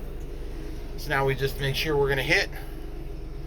We designed the logs to be right under where the drive wheels are, which actually I designed them to be underneath the pickup truck at the time, which is 85 inches of spread on those wheels. So now I'm just driving across, and it should be no problem. Once I get onto the bridge, I can take out that little tree, and I can take out that unhealthy tree, and I would probably be better off, and then I could just drive across. But as you can see from the mirror, we're not moving around or anything. I'm just taking my time, and you can see we fit perfectly good. And there's no problems getting across that little creek drainage ditch, if you will. I am going to throw it into four-wheel drive assist, or front-wheel drive assist. Okay, so it's wanting to swing on me. So now, I just need to go and take care of that, but that's perfect timing. So there you have it. Now I'm going to drive up, get everything put away, and be prepared to rake tomorrow, or maybe even today I'll rake once and just get things tedded, thrown around so it'll dry out. We'll give you guys an update on that too. Thanks for watching. Okay guys, we are back, and Brian is actually just getting ready to park the tractor. He is done, and it took him about 5 hours to do all of the cutting. So here in this first field is the field that I videoed the whole thing for you. So this is just our front field that's all the way done. Then on this side of the house, it kind of continues where he is. There's kind of, that's sort of like the dividing line for us. But then we have these two hills here, and you can see the cut line where he goes around our septic lids, and then down here, and then all the way down to kind of what's the front of our property line along this tree line, all the way down to those flags down there. So this is another kind of couple of acres, and it went really well. This one took him about 45 minutes as well. And everything looks really nice, and it's starting to dry out nicely. It's been really sunny today. It's not very warm, but it's been sunny and a little bit breezy, so that definitely helps for things to dry out. So this is the majority of the front field, and he didn't have any issues here. You can see everything looks really nice. There's a few spots where it's bumpy that he noticed more than other spots, but he also commented on how much easier and how much safer he felt on the hills. So you can see down there is a big elevation change. This is a big hill right here, not as steep as right over here past where he is, but it's still pretty steep on those hills, and he didn't really have any trouble doing that kind of once he got his pattern figured out. So he was able to go all the way down this hill and cut, and then I will show you the front field. Okay, then this is up here off the front corner of our house. This is our smallest little chunk, but it makes sense to keep this hay and not necessarily yard grass, because we do get some pretty good production out of it.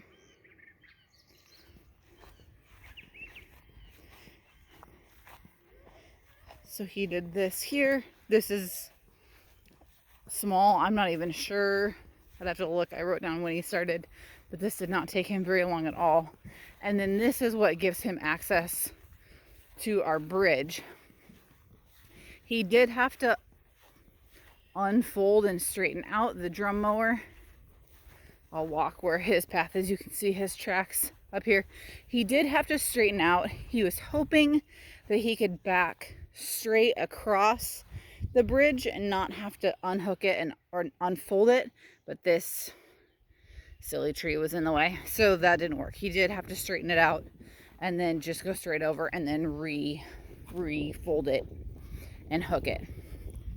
So then once he got across to this other side, then we have this part. You can see the stakes here along our lot line. Our neighbors have alfalfa planted. They seem to have a lot of grass in there this year. Ours is just grass hay. So he cuts this little side and then he cuts this path that goes all the way back to our big field. And this in spots is 3 or 4 passes wide. So it's still a pretty good amount up to our lot line there. Now you can really see the difference in grass color up there. So we'll just keep walking up to the big backfield so you can see that. You can see our neighbors have alfalfa, which is this stuff. Just smaller leafy plant. If you're not familiar with different types of grass, it smells so good back here. After he cuts, I guess you don't really think about like what it smells like, but it's sweet and it smells super good. Then this is our big backfield. This took him a little while to get done, but this is several acres, so it's a lot to do. No matter what you're using, it just takes some time. He did say that it was a lot easier than last year in terms of rocks and stuff that he hit. So we did spend a lot of time last year really trying to go through and pick up the rocks as he was doing it. But they seem to always kind of still work themselves up to the surface. You can see the rows here going straight up the hill, and then you can see the rows over here. I won't walk the whole way. But again, this is several acres back here, so this just takes a little bit of time no matter what he's doing. But it looks so nice. He said it was really thin up here on the flat top part of the hill, and it was a little bit thicker down here, but it looks great. So hopefully we'll get some good production out of that no matter what. This has come in good in several spots. Over here is where he was working with our grapple. When we first showed that video, it was kind of in this area. It looks so different. It's really hard to tell what it looked like from before the kids and I came out and spread some grass seed that's coming in. And it looks really great now. I'm super excited about it. That grapple was huge. So anyway, that is our first cutting for 2021 hay season. And so far the bigger tractor, the Kioti DK6010, is working out really well for this with the Titan 54-inch drum mower.